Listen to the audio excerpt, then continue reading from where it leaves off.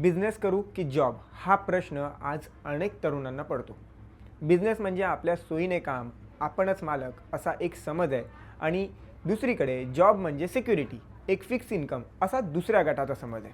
व्यावसायिक चुकांच्या 7व्या दिवशी यातील फॅक्ट चेक करू. मुळात या दोन्ही गोष्टी मी स्वतः अनुभवाच्या आधारावर बोलणार आहे. जॉब म्हणजे सिक्युरिटी, एक फिक्स इन्कम असा ज्यांचा समज आहे त्यांना मला एक प्रश्न विचारायचा आहे. जॉबसाठी तुमच्याकडे आवश्यक स्किल नसतील, ट्रेंडनुसार तुमची अपडेट होण्याची तयारी नसेल, तर तुम्ही सिक्युरिटीचा विचार न केलेलाच बरा.